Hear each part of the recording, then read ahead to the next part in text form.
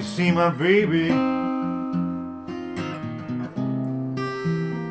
tell her I'll see her in New Orleans.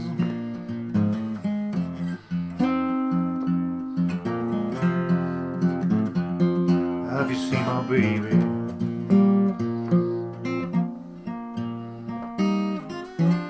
Now tell her I'll see her in New Orleans. I may be in Memphis, she'll know just what I mean.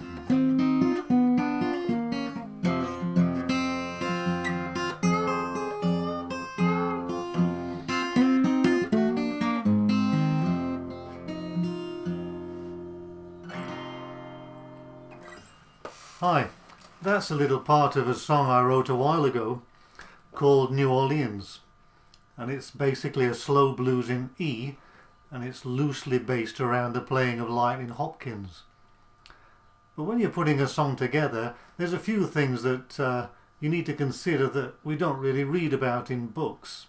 For example, we're playing a blues in E, and we're just going to use three chords: the major E chord, A, the long A, with A7, and B7 in 2 or 3 forms.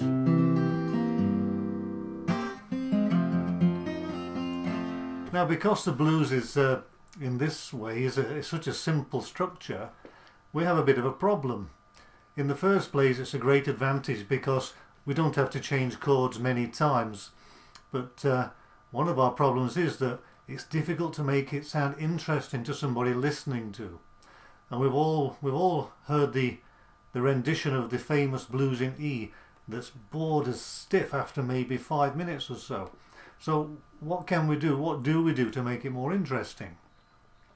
And there are various places that we can do that. The first place is the introduction, because we capture people's attention.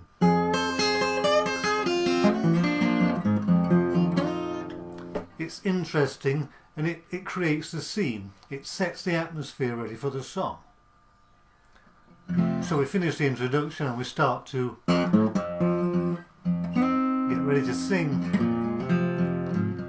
Now, singing brings its own particular problems because we're finger picking, and it's very, very few people that can finger pick while they're singing with the same kind of dexterity.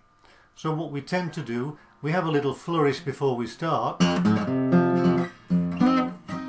and then we sing.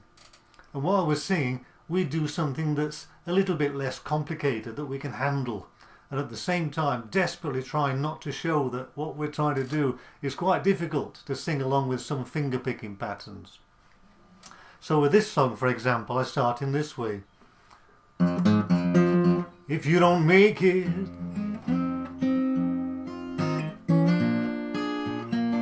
down in New Orleans.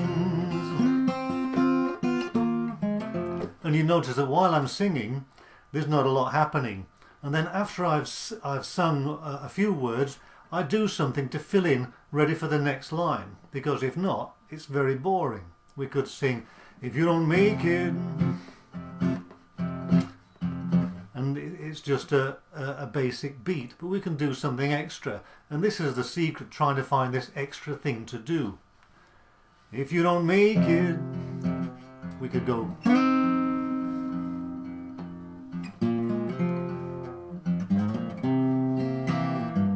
Down in New Orleans.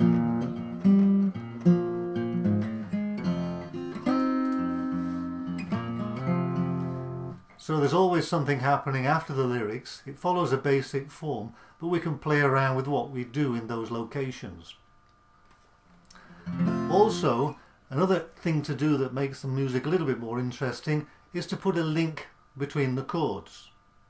So for example, if I'm playing E and I'm going to move to A, I'll slide up from the 2nd fret of the bass E to the 4th in this way.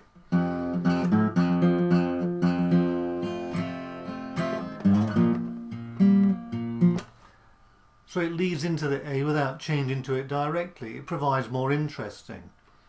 And sometimes as you notice there, when I get a little bit lost, I just strum.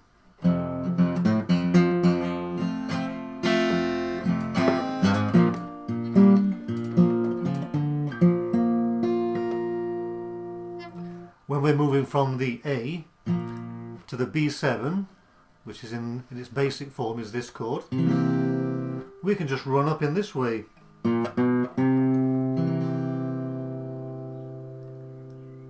And then run back to the A7 on that bass string.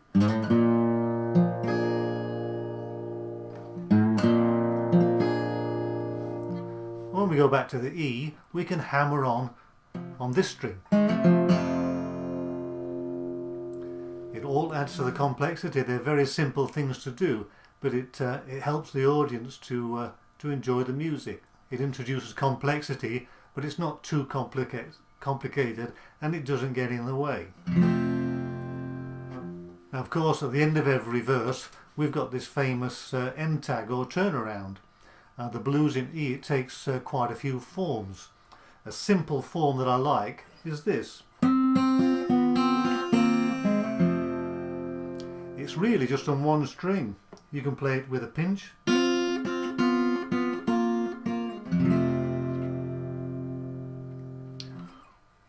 Or you can play it in this way with another finger.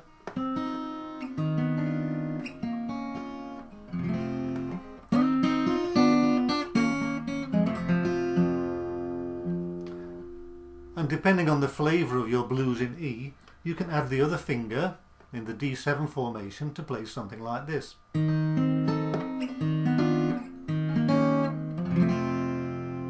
a kind of Brownie McGee style, but of course this lends itself more to a ragtime swing feel. And when we finish the verse or finish the song, we come back to E, and there's a tendency to move to B7 to turn around the verse in this way.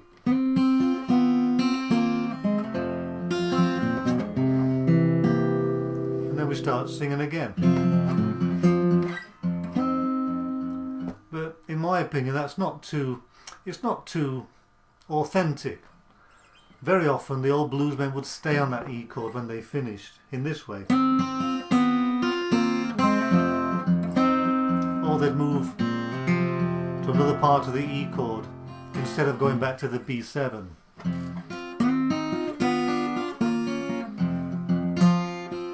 If you don't make it down in New Orleans, if you don't make it, you don't make it down to New Orleans.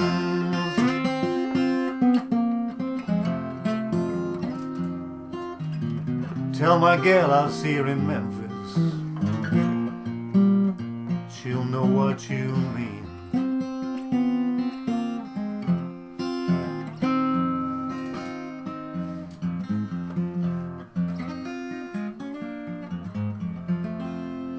And of course there are more than one end tag. We've looked at a few. Really nice for finishing off the verse and turning around for the next verse. We could play something like this. Or really anything we like that fitted. It's up to us to explore the possibilities and try to create something that's nice to listen to, and as I often say, something that's authentic. Does it make a tingle run down your spine? If it doesn't, try it again.